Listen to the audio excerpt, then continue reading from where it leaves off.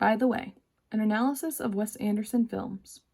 Just because it's a front doesn't mean somebody doesn't have to do the actual landscaping. How did she die, by the way, your mother?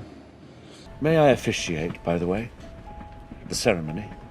When was the last time you were in America, by the way? I don't know. The funeral. In other words, a year? Don't worry, I've been stealing birds for a living since before I could trot. By the way, you look unbelievably beautiful tonight. You're practically glowing. How much are you worth, by the way? I don't know. Before I even knew who Wes Anderson was, I was obsessed with his work. One of my favorite movies ever has been Rushmore, and according to Amazon, I've watched it over 200 times.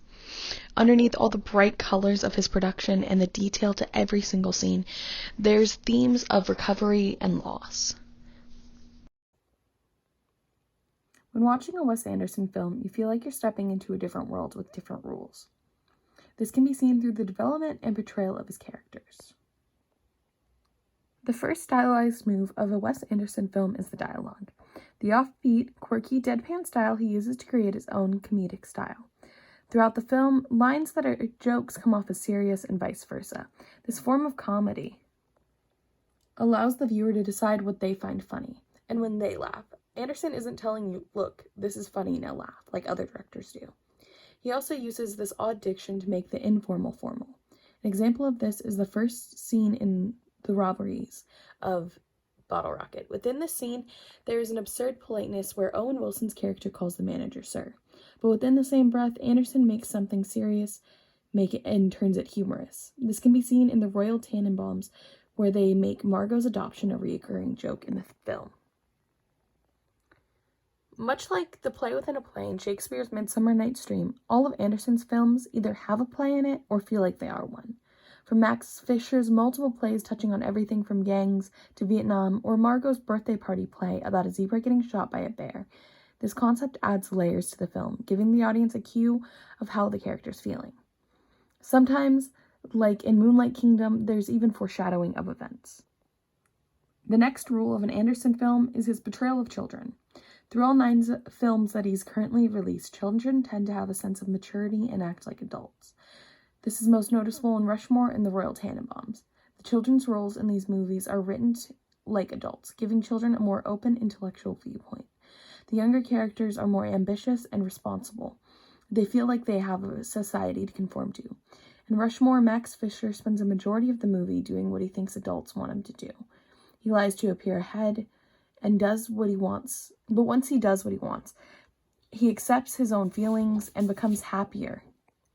While, in contrast, adults in these films act like children. They balance between order and chaos.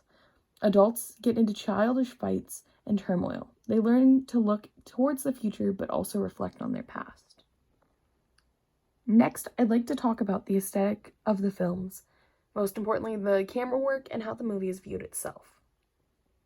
Anderson uses motion to develop the shots as well as layer action.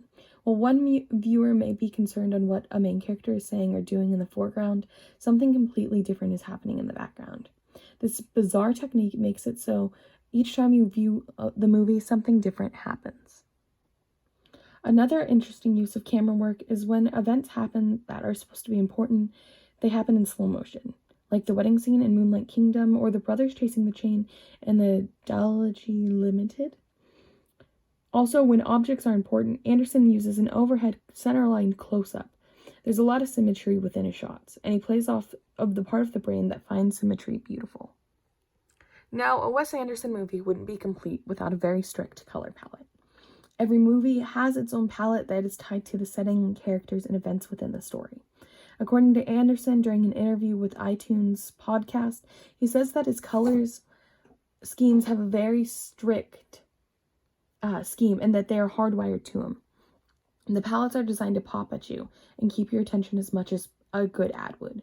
Anderson follows the Chur color theory, meaning that the colors have a self-reflection. These are like reds and yellows, which are strongest throughout his movies. These movies feel like they're out of a storybook and have a perception of lightheartedness when there's serious issues. Now on to my final point.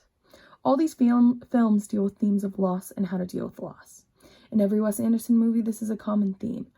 Each of them breaks down how these characters deal with it. Max Fisher from Rushmore deals with the death of his mother by maturing and avoiding responsibility. He creates new clubs and writes plays to appear successful in the school that his mother wanted him to go to. The lack of a mother figure psychologically causes him to have an attraction towards Miss Rose Mary Cross, along with his downfall throughout the film. It isn't until that he deals with his past and accepts where he is that he can be happy and productive, and he produces one of his best plays. This arc is used in a lot of Anderson's male leads. Wes Anderson wants to show that it isn't what happens to us, but it's how we deal with it. Our choices shape us to become who we are. This is a major theme of Anderson's films. He hides dark subjects like suicide and depression through bright colors in his comedic movies. This will continue to impact me as a person today. By the way, his new film, The French Dispatch, will come out July 24th, 2020, as long as it doesn't get pushed back due to the coronavirus.